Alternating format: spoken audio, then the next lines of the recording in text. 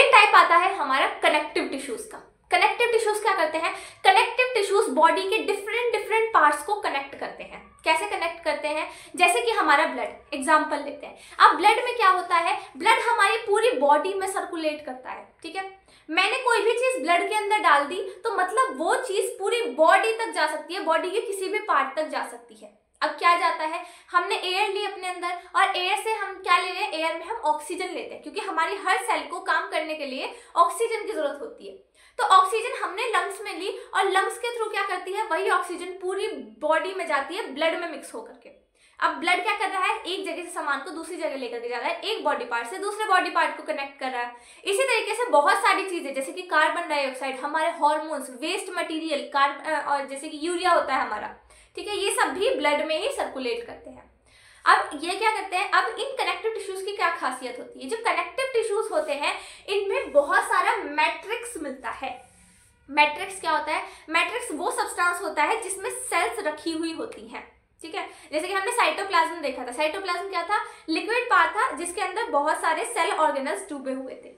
तो इसी तरीके से वो चीज जिसके अंदर सेल्स रखी हुई है उसको बोलते हैं मैट्रिक्स। इनके पास बहुत सारा मैट्रिक्स होता है। ये मैट्रिक्स डिपेंड करता है, ये लिक्विड भी हो सकता है और ये हार्ड भी हो सकता है। जरूरी नहीं है कि डूबा हुआ ही हो, जरूरी नहीं है कि लिक्विड ही पार्ट हो मैट्रिक्स, लिक्विड के अंदर डूबी हुई सेल्स हो। ऐसा भी हो सकता है कि हार्ड मैट्रिक्स है और हार्ड मैट्रिक्स के अंदर सेल्स लगी हुई है या फिर सेल्स रखी हुई है, ठीक है। तो इनके कनेक्टिव टिश्यूज के पास बहुत सारा मैट्रिक्स होता है और सारी सेल्स उसमें एम्बेडेड होती हैं, उसमें रखी हुई होती हैं, ठीक है। अब ये जो सेल्स होती हैं ये लूजली स्पेस्ड होती है, यानी कि खुली खुली होती है, दूर दूर होती है। हमने एपिथेलियल टिश्यूज में देखा था कि उनमें इंटरसेल्यूलर स्पेस बहुत कम था, सेल्स पास पास होती हैं, लेकिन कनेक्टिव टिश्यूज में सेल्स दूर दूर होती हैं, उनके बीच में काफी सारा स्पेस होता है। अब हमें कौन कौन से टाइप के कनेक्टिव टिश्यूज पढ़ना है? तो हमें पढ़ने हैं adipose, areolar, blood, bone, cartilage, tendons और लिगामेंट्स, ठीक है। ये हमें डिफरेंट डिफरेंट टाइप के कनेक्टिव टिश्यूज पढ़ने हैं। पहले स्टार्ट करते हैं ब्लड से। ब्लड हम जानते हैं रेड कलर का ब्लड होता है, हमारी पूरी बॉडी में सर्कुलेट करता है, ठीक है। अब इस ब्लड के दो पार्ट्स होते हैं। कौन कौन से पार्ट्स होते हैं? एक होता है प्लाज्मा और दूसरा होता है ब्लड कॉर्पसस या फिर ब्लड सेल्स, ठीक है। ब्लड सेल्स या ब्लड कॉर्पसस एक ही बात है। अब प्लाज्मा क्या है? प्लाज्मा है मैट्रिक्स, यानी कि इसके अंदर सेल होंगी। प्लाज्मा है मैट्रिक्स जिसके अंदर सेल होंगी। और याद रखने वाली बात यह है कि जो ब्लड होता है ना उसमें हमारा मैट्रिक्स लिक्विड होता है। ये तो हमने भी देखा, हमारा ब्लड लिक्विड है तो भाई लिक्विड मैट्रिक्स के अंदर ही तो सेल्स डूबी हुई होंगी। तो प्लाज्मा क्या है? प्लाज्मा ब्लड का लिक्विड मैट्रिक्स है और उसके अंदर सेल्स कौन सी डूबी हुई है? उसके अंदर सेल्स है आरबीसीज, डब्ल्यूबीसीज और प्लेटलेट्स। ब्लड सेल्स के अंदर आती हैं आरबीसीज, डब्ल्यूबीसीज और प्लेटलेट्स। ये किसमें डूबी हुई है? ये डिप है या फिर डूबी हुई है किसके अंदर? प्लाज्मा के अंदर, लिक्विड मैट्रिक्स के अंदर। अब प्लाज्मा किस चीज का बना होता है? प्लाज्मा बना होता है 90% पानी का, यानी कि प्लाज्मा में मोस्टली तो क्या है? पानी है। बाकी जो 10% बचा हुआ है वो होते हैं हमारे प्रोटीन्स, डिफरेंट डिफरेंट सॉल्ट्स और हार्मोन्स, और भी बहुत सारी चीजें होती हैं। ये तो सिर्फ एनसीईआरटी में लिखी हुई है, और भी बहुत सारी चीजें हमारे प्लाज्मा के अंदर होती हैं, ठीक है। तो स्टार्ट करते हैं ब्लड सेल्स को पढ़ना। ब्लड सेल्स में सबसे पहले आती है आरबीसीज या फिर red blood cells. Red blood cells का एक और नाम होता है जिसको कहते हैं एरिथ्रोसाइट्स। एरिथ्रो वर्ड का मीनिंग होता है रेड, और रेड ब्लड सेल्स होती हैं, रेड होती हैं कलर में, इसलिए इनको एरिथ्रोसाइट्स या फिर रेड ब्लड सेल्स बोलते हैं। रेड क्यों होती है? क्योंकि इनके पास एक पिगमेंट होता है। पिगमेंट क्या होता है? कलरिंग सब्सटेंस जो कलर देते हैं, ठीक है। तो पिगमेंट होता है हीमोग्लोबिन नाम का, ठीक है। इनके पास क्या है? एक हीमोग्लोबिन नाम का पिगमेंट होता है। अब इस पिगमेंट का काम क्या है? इस पिगमेंट का काम है ब्लड में ऑक्सीजन को कैरी करना। हीमोग्लोबिन अपने साथ ऐसे ऑक्सीजन को चिपका लेता है और पूरे ब्लड में फिर सर्कुलेट करता है। और ये हीमोग्लोबिन किसके अंदर है? आरबीसीज के अंदर। तो क्या मैं कह सकती हूँ कि आरबीसीज का काम क्या होता है? आरबीसीज का काम है ब्लड में ऑक्सीजन को सर्कुलेट करवाना, ब्लड में ऑक्सीजन को एक जगह से दूसरी जगह लेकर के जाना, ठीक है। अब कैसी दिखती है आरबीसीज? तो आरबीसीज दिखती है हमें बाइकॉन्केव शेप की। कैसी? बाइकॉन्केव शेप की, यानी कि साइड से मोटी और बीच में से चपटी होती है, बीच में से कैसी होती है? दबी हुई होती है। ऐसे इस तरीके से शेप होती है किसकी? आरबीसीज की, जिसको बोला जाता है बाइकॉन्केव। ये जो शेप होती है ना ऐसी, इसको बोला जाता है कॉन्केव। और हमारी रेड ब्लड सेल कैसी होती है? वो दोनों तरफ से कॉन्केव होती है, ऐसे, ठीक है। तो वो क्या हो गई, बाई कॉन्केव, यानी कि 2 टाइम कॉन्केव। ठीक है, इस तरीके की हमारी सेल होती है। और क्या खास बात है, हमारे आरबीसीज के अंदर न्यूक्लियस नहीं होता है, ए न्यूक्लिएटेड होती है, इनमें न्यूक्लियस नहीं मिलता है आरबीसीज के अंदर।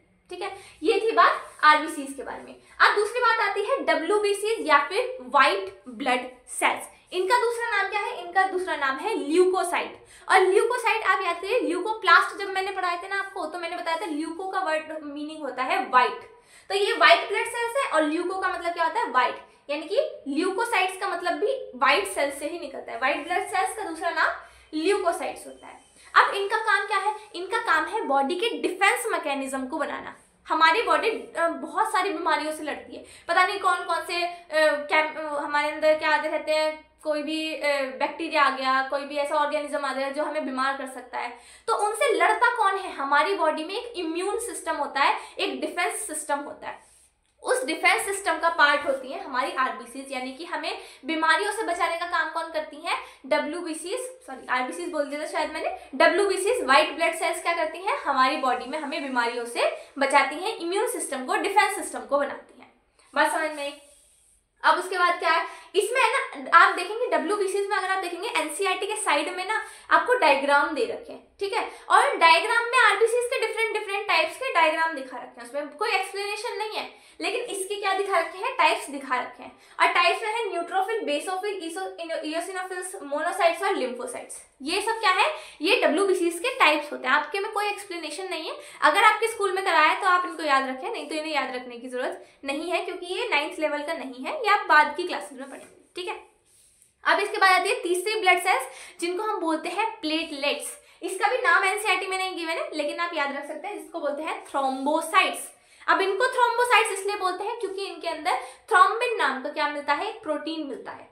अब इस प्रोटीन का काम क्या होता है, इस प्रोटीन का काम होता है ब्लड को जमाना, ब्लड का थक्का जमाना, खून का थक्का जमाना।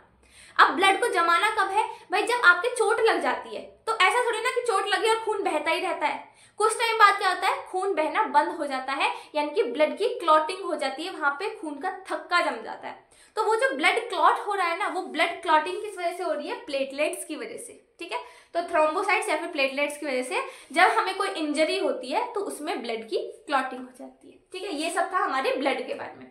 अब दूसरे टाइप का हम क्या देखते हैं, कनेक्टिव टिश्यू, क्या है, बोन। ठीक है, अब बोन क्या है, बोन को हम सब जानते हैं कि हमारा जो स्केलेटल सिस्टम है उसको कौन बनाता है, बोन बनाता है। इसका जो मैट्रिक्स होता है ना, बहुत ही ज्यादा हार्ड होता है। आप देखेंगे बोन्स कैसी होती है आपकी, टफ होती है। टफ क्यों होती है, क्योंकि उन्हें बॉडी को सपोर्ट प्रोवाइड करना है। हमारी बॉडी खड़ी है इसलिए क्योंकि हमारे पास हार्ड बोन्स हैं। ठीक है, तो बॉडी का फ्रेमवर्क कौन बना रहा है और बॉडी को सपोर्ट कौन कर रहा है, बोन्स। बोन्स कैसी है, हार्ड है। अब हार्ड है तो मतलब जो मैट्रिक्स है ना बोन का, वो होता है हार्ड, या फिर मैं कह सकती हूँ सॉलिड होता है। जैसे इसमें देखा था कि प्लाज्मा में क्या था, प्लाज्मा एक तरीके का मैट्रिक्स था, वो लिक्विड था जिसके अंदर सेल्स डूबी हुई थी। तो जिसमें सेल्स बोन्स की डूबी हुई होती हैं, जो सेल बोन्स का मैट्रिक्स है वो बहुत ज्यादा हार्ड होता है। किसका बना हुआ होता है, कैल्शियम और फास्फोरस के जो डिफरेंट कंपाउंड्स हैं उनका बना हुआ होता है क्या, बोन का मैट्रिक्स। बस समझ में, इसका हमने काम देख लिया, क्या करता है, फ्रेमवर्क बनाता है बॉडी का और सपोर्ट प्रोवाइड करता है। दूसरा क्या होता है, ये जो बोन होती है ना, ये बहुत ही ज्यादा स्ट्रांग होती है और नॉन फ्लेक्सिबल होती है, फ्लेक्सिबल नहीं होती है। आप बोन्स को ऐसे मोड़ नहीं सकते, हिला नहीं सकते बोन्स को, स्ट्रांग होती है, हार्ड होती है। ठीक है, अब इसका है ना, ये डायग्राम भी एनसीईआरटी में दे रखा है, एक्सप्लेनेशन कुछ नहीं है लेकिन आप याद रखिए इसमें क्या है, ये जो आप गोल गोल गोल गोल इस तरीके से देखेंगे एनसीईआरटी में दिखा रखा है। देखिए बोन का मैट्रिक्स क्या है, बोन का मैट्रिक्स हार्ड है, सॉलिड है, और सॉलिड अपनी शेप ले सकता है किसी भी तरीके की।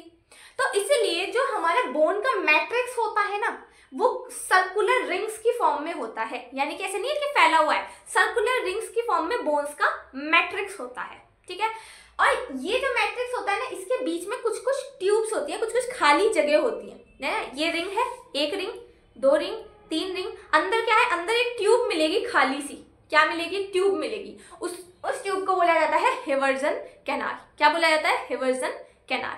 तो बोन का मैट्रिक्स किस में है, रिंग्स की फॉर्म में, और रिंग्स के बीच में क्या है, एक ट्यूब है, खाली ट्यूब है, खोखली ट्यूब है, जिसको बोला जाता है हेवर्जन कैनाल। अब ये इसका मैट्रिक्स है, मैट्रिक्स में क्या होती है, सेल्स होती है। तो इसी मैट्रिक्स के बीच बीच में सेल्स होती हैं बोन्स की सेल्स को एक स्पेशल नाम दिया जाता है, क्या? ऑस्टियोसाइट्स। बोन्स की सेल्स का नाम क्या होता है? ऑस्टियोसाइट्स। ठीक है, ये था बोन के बारे में। अब इसके बाद हम नेक्स्ट देखते हैं कि कार्टिलेजेस क्या होते हैं। नेक्स्ट आता है हमारा कार्टिलेज। कार्टिलेज क्या करता है? कार्टिलेज भी हमारे बॉडी के फ्रेमवर्क को बनाने में हेल्प करता है। बहुत सारे पार्ट्स जो हमारी बॉडी के हैं वो कार्टिलेजेस के बने हुए होते हैं, जैसे कि हमारी नाक में कार्टिलेज होता है, कान में हमारे कार्टिलेज होता है, जो हमारा वॉइस बॉक्स है ना, जहाँ से आवाज निकल रही है उसके अंदर भी कार्टिलेज होता है। एक होता है ट्रेकिया, यानी कि जो हमारा विंड पाइप है, जहाँ से हम विंड अपने अंदर लेते हैं, लंग्स तक जाती है, विंड पाइप, इसको बोलते हैं ट्रेकिया। ट्रेकिया के अंदर भी क्या प्रेजेंट होते हैं? कार्टिलेजेस प्रेजेंट होते हैं। और कहाँ प्रेजेंट होते हैं? मान लो दो ये बोन्स है, ये आपस में जॉइंट है, तो जब जहाँ पे जॉइंट बन रहे हैं ना हमारी बॉडी में, तो वहां पे क्या है? आपस में बोन रगड़ेंगी, है ना, आपस में बोन रगड़ सकती है, तो उसका जो जॉइंट है उसको सॉफ्ट बनाने के लिए ना वहां पे प्रेजेंट होता है कार्टिलेज, यानी कि बोन्स के टिप पर प्रेजेंट होता है या फिर जॉइंट्स में प्रेजेंट होता है कार्टिलेज। ठीक है, अब इसका काम क्या होता है? मान लो बोन्स के बीच में प्रेजेंट है ना, वहां पे क्या कर रहा है? सॉफ्टनेस ला रहा है, सॉफ्ट बना रहा है उनको, मतलब जो जॉइंट है उसको और ज्यादा सॉफ्ट बना रहा है ताकि वो अच्छे से स्लाइड कर पाए। ठीक है, मान लो अगर कोई झटका लगा एकदम से हड्डियों पे, तो आपस में टकराएंगे, अगर बिना कार्टिलेज की होंगी तो हार्ड है, दोनों टूट सकती है ना, डैमेज हो सकता है। लेकिन अगर बीच में एक सॉफ्ट टिश्यू लगा दूं मैं, जिसको मैं कार्टिलेज बोल रही हूँ, तो वो क्या करता है? वो शॉक को एब्जॉर्ब कर लेगा, उस धक्के को एब्जॉर्ब कर लेगा अपने अंदर और सॉफ्ट बनाए रखेगा, जो हमारे बोन्स हैं उनके बीच में झटके नहीं लगेंगे। ठीक है, अब ये कैसा होता है भाई? मैंने कहा कि ये है सॉफ्ट टिश्यू, यानी कि ये बोन जितना हार्ड नहीं होता है। मैंने देखा था कि मैंने क्या कहा था, बोन का स्ट्रक्चर तो बहुत ज्यादा हार्ड होता है, हम कितनी बोन्स हमारी स्ट्रांग होती हैं, लेकिन आप खुद देखिए जो आपका कान है, क्या कान इतना ज्यादा स्ट्रांग होता है? जितनी हड्डी होती है इतना ज्यादा थोड़ी ना हार्ड होता है। तो हमारी जो कार्टिलेज होता है ना सॉफ्ट होता है, उसका जो मैट्रिक्स होता है वो सॉलिड तो होता है, उसकी शेप तो मेंटेन होती है, सॉलिड तो होता है, लेकिन हार्ड नहीं होता, बहुत ज्यादा हार्ड नहीं होता, थोड़ा सा फ्लेक्सिबल होता है, सॉफ्ट होता है। तो इसका मैट्रिक्स कैसा होता है? सॉलिड बट सॉफ्ट मैट्रिक्स होता है। किस चीज का बना होता है? शुगर्स और प्रोटीन्स का। क्या होता है? Cells are widely space. ये तो हमने देखा ही था कि कनेक्टिव टिश्यूज में सेल्स क्या होती है? वाइडली स्पेस होती है, लूजली स्पेस होती है, ज्यादा दूर दूर होती है। ये क्या कहाँ मिलता है? नोज में, ईयर में, लैंग्स में, ट्रेकिया में और जॉइंट्स में। क्या करता है? शॉक एब्जॉर्बर का काम करता है। ठीक है, दूसरा आता है टेंडन्स। ठीक है, अब देखो हमने देखा बोन्स और कार्टिलेजेस। अब इन दोनों को जोड़ने वाले दो हमारे पास टिश्यूज होते हैं जिनको हम बोलते हैं टेंडन्स और लिगामेंट्स। ठीक है, टेंडन्स का काम होता है बोन्स को मसल्स से जोड़ना। हमारी मसल है वो बोन्स के ऊपर चिपकी हुई है ना, तो उनको बोन्स को आपस में मसल्स से कौन जोड़ रहा है? वो जोड़ रहा है टेंडन्स। और वही जो हमारी जो दो हड्डियां हैं उनको आपस में जोड़ने का काम करते हैं लिगामेंट्स। ठीक है, आपने सुना होगा कि किसी का लिगामेंट ब्रेक हो गया है ना, लिगामेंट डैमेज हो गया। ठीक है, तो वो यही है कि जो बोन को बोन से कनेक्ट करे वो क्या है? लिगामेंट्स होते हैं। अब इनकी क्या क्या स्पेशलिटी है भाई? जो टेंडन्स होते हैं, सबसे पहले हमने देखा कि बोन्स को मसल से कनेक्ट होते हैं, ये फाइब्रस टिश्यूज होते हैं, यानी कि इनके अंदर क्या मिलते हैं? फाइबर्स मिलते हैं। ठीक है, और क्या होता है? इट हैज ग्रेट स्ट्रेंथ, यानी कि बहुत ज्यादा पावरफुल होता है, स्ट्रेंथ इसकी बहुत ज्यादा होती है। किसकी? टेंडन की। लेकिन लिमिटेड फ्लेक्सिबिलिटी, इसमें बहुत ज्यादा फ्लेक्सिबिलिटी नहीं होती। अब आप खुद सोचिए, आपके बोन्स है, मसल से कनेक्टेड है, यहाँ पे बहुत ज्यादा फ्लेक्सिबिलिटी की क्या जरूरत है ना? यहाँ पे कोई ऐसा तो है नहीं कि मुझे बोन्स से मसल्स को तोड़ना मरोड़ना है, बहुत ज्यादा फ्लेक्सिबिलिटी की जरूरत नहीं, बस थोड़ा बहुत मूवमेंट कर जाए मेरी मसल्स बोन के ऊपर। तो इसकी स्ट्रेंथ तो बहुत ज्यादा होती है, बहुत पावरफुल होता है, लेकिन क्या होती है? इसकी फ्लेक्सिबिलिटी कम होती है, फ्लेक्सिबिलिटी इतनी ज्यादा नहीं होती। वहीं जो लिगामेंट्स होते हैं वो बहुत ज्यादा फ्लेक्सिबल और इलास्टिक होते हैं। अब ये इलास्टिक क्यों होते हैं भाई? ये दो जो हमारी बोन्स है ना उनको ज्वाइन कर रहे हैं। ठीक है, ये मेरी क्या हो गई? दो बोन्स ज्वाइन हो गई। अब जब मान लो ये मेरा टेंडन है, इसके ऊपर किसके ऊपर लगा हुआ है? दो बोन्स के जॉइंट पर लगा हुआ है। अब अगर ये बोन मूव करेंगी इस तरीके से, तो क्या होगा? मेरे टेंडन को भी क्या करना पड़ेगा? मूव करना पड़ेगा, झुकना पड़ेगा, तभी तो बोन्स मूव करेंगी। आप देखो ये सीधी बोन है, ये सीधी बोन है, अगर इसको मूव कराना है तो मेरे टेंडन भी कैसा होगा? मूव करेगा। तो इसलिए क्या होता है? टेंडन्स कैसे होते हैं? बहुत ज्यादा फ्लेक्सिबल होते हैं, इनकी भी स्ट्रेंथ काफी ज्यादा होती है। लेकिन गुड स्ट्रेंथ यहाँ पे क्यों लिख रखा है? क्योंकि ये टेंडन्स से ज्यादा पावरफुल नहीं होते, यानी कि टेंडन्स जो होते हैं वो ज्यादा पावरफुल होते हैं अगर कंपेयर करें हम लिगामेंट्स से। ठीक है, यहाँ पे ये वाले हो गए। अब आते हैं हमारे पास दो बचे हुए जो टिश्यूज हैं हमारे, एरियोलर टिश्यू और एडिपोज टिश्यू। देखिए एरियोलर वर्ड ही कुछ समझ में आ रहा है, एयर जैसा है ना, यानी कि खाली स्पेस, एयर हवा जैसे। तो जहां पे बॉडी में खाली स्पेसेस होते हैं ना, वहां पे एरियोलर टिश्यूज मिलते हैं। ऑर्गन्स के बीच में खाली जगह होगी, स्किन के और हमारे जो मसल्स हैं, स्किन है मसल्स हैं, उनके बीच में क्या होगी, खाली जगह होगी, तो वहां पे एरियोलर टिश्यूज मिलेंगे। और कहाँ मिलेंगे, ब्लड वेसल्स जो होती हैं उनके भी साइड में हमें एरियोलर टिश्यूज देखने को मिलते हैं। नर्वस टिश्यूज के भी साइड में हमें क्या देखने के लिए मिलते हैं, एरियोलर टिश्यूज मिलते हैं। दो ऑर्गन के बीच में जो खाली स्पेस है, कैविटीज जो है, कैविटीज मतलब खाली स्पेसेस हमारे बॉडी में, वहां पे क्या मिलते हैं, हमें एरियोलर टिश्यूज देखने के लिए मिलते हैं। ठीक है, यही यहाँ पे लिखा हुआ है कि कहाँ मिलते हैं, स्किन और मसल्स के बीच में मिलते हैं, ब्लड वेसल्स के अराउंड में मिलते हैं, नर्व्स के बीच में मिलते हैं। अब एक नई चीज आती है, कहाँ मिलते हैं, ये बोन मैरो में भी मिलते हैं। बोन मैरो क्या होता है, मैंने आपको दिखाया था बोन का स्ट्रक्चर, ठीक है, ये बोन है। अब बोन में क्या होता है, ये बोन है ना, बीच में से इसके अंदर कुछ हॉलो कैविटीज होते हैं जिनको हम मैरो कैविटीज बोलते हैं। ठीक है, पर आपको उस पर ध्यान नहीं देना, क्या देना है कि ये बोन क्या है, बोन अंदर से कैविटीज है, उसके अंदर खाली स्पेस है बोन के अंदर। ठीक है, बहुत हार्ड नहीं, उसके अंदर क्या है, खाली स्पेस है बोन के अंदर। अब उन खाली स्पेस में क्या होता है, कुछ टिश्यूज आके भर जाते हैं जिसको हम बोलते हैं बोन मैरो। यानी कि सिंपल क्या है, बोन के अंदर कुछ खाली जगह थी, उसके अंदर मैंने टिश्यूज लाके भर दिए और उन टिश्यूज को मैं बोलती हूँ बोन मैरो। यानी कि बोन की खाली जगह में कुछ कुछ भरा हुआ है, बीच में भरा हुआ है, उसको मैंने बोला बोन मैरो। ठीक है, तो हॉलो कैविटीज में क्या मिलती है, बोन मैरो। अब ये जो बोन मैरो है ना, ये हर तरीके की हड्डी में नहीं मिलती, केवल जो लॉन्ग बोन्स होती है ना, लंबी लंबी हड्डियां जो होती हैं, जैसे हमारे हाथों की, पैरों की हड्डियां है ना, ये लंबी लंबी होती हैं, इन्हीं में बोन मैरो मिलती है। इस बोन मैरो में क्या होता है, एरियोलर टिश्यू प्रेजेंट होता है। ठीक है, तो बोन मैरो में क्या है, बोन मैरो में भी एरियोलर टिश्यू प्रेजेंट है। अब यहाँ पे मैंने एक और फंक्शन लिख रखा है कि जो बोन मैरो होती है उसमें क्या होता है, ब्लड सेल्स का फॉर्मेशन होता है, यानी कि आरबीसीज, डब्ल्यूबीसीज, प्लेटलेट्स, ये जो बन रही है ना आपके बॉडी में, ये यहीं से बनती है, बोन मैरो से। बात समझ में आ गई। अब क्या ये क्या होता है, जो एरियोलर टिश्यू है ना, ये नरिशमेंट प्रोवाइड करता है हमारी बॉडी में। देखो खाली जगहों पे प्रेजेंट है, जहां भी खाली स्पेस है वहां क्या है, एरियोलर टिश्यू प्रेजेंट है। यानी कि कोई भी ऑर्गन हो उसके बराबर में हमारा क्या प्रेजेंट है, एरियोलर टिश्यूज है। नर्व्स के बराबर में एरियोलर टिश्यूज है। तो वहां पे ये रह करके कर क्या रहा है, इसके पास क्या है, इसके पास नरिशमेंट है, नरिशमेंट प्रोवाइड कर रहा है किसको, डिफरेंट डिफरेंट ऑर्गन्स को। और क्या कर रहा है, खाली स्पेसेस को भर रहा है, फिल कर रहा है स्पेसेस को। और क्या कर रहा है, रिपेयरिंग में हेल्प कर रहा है टिश्यूज की। देखो इसका काम है नरिशमेंट देना, टिश्यूज है ना उनको, उनका ध्यान रखना, उनका ख्याल रखना है ना, उनको किसी चीज की कमी ना हो। तो ये क्या है, इसका काम है, ये क्या है, केयर टेकर है हमारे ऑर्गन्स का, टिश्यूज का। अगर टिश्यूज कहीं से कटते फटते हैं, कोई डैमेज आता है टिश्यू के अंदर, तो उस टिश्यू को सही करने का, रिपेयर करने का काम भी किसका होता है, एरियोलर टिश्यू का काम होता है। ठीक है, बात समझ में आ गई। और एक बात और, ये जो एरियोलर टिश्यूज होते हैं ना, ये बहुत ज्यादा रिच होते हैं सप्लाई, किसमें, ब्लड सप्लाई में। इनके अंदर बहुत अच्छी ब्लड सप्लाई देखने के लिए मिलती है। सिमिलरली अब देखते हैं एडिपोज टिश्यू। अब एडिपोज टिश्यू कहाँ मिलता है, एडिपोज टिश्यू मिलता है हमारे स्किन के और ऑर्गन्स के बीच में। ठीक है, अब इसका नाम एडिपोज आया कहाँ से, इसका एडिपोज नाम आया है एडिपोसाइट से। एडिपोसाइट सेल्स, एडिपोसाइट सेल्स क्या होती है, हमारी सेल्स नॉर्मल सेल्स होती हैं। अगर मैं किसी भी नॉर्मल सेल को, ये मैंने सेल ले रखी, इसके अंदर बहुत सारा फैट भर दूं, देखिए यहाँ पे कितना सारा फैट भरा हुआ है, ये पूरा मैंने क्या करा, सेल के अंदर फैट भर दिया। तो जब किसी सेल में बहुत सारा फैट स्टोर हो जाता है, कोई सेल ऐसी है जो अपने अंदर बहुत सारा फैट स्टोर करती है, तो उसको मैं बोलती हूँ एडिपोसाइट सेल। यानी कि एडिपोसाइट्स क्या करती हैं, फैट को स्टोर करती हैं। ठीक, यहीं से इसका वर्ड आया है, इसका नाम आया है क्या, एडिपोसाइट।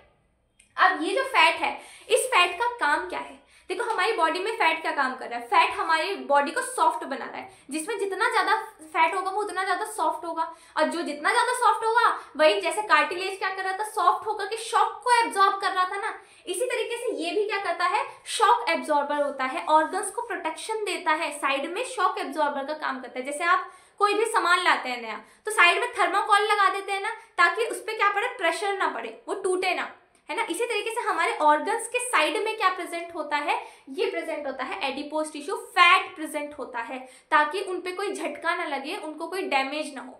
ठीक है, और क्या करता है, फैट का काम है इंसुलेटिंग। इंसुलेटिंग काम होता है किसका, फैट का। फैट का नेचर मतलब इंसुलेटिंग होता है।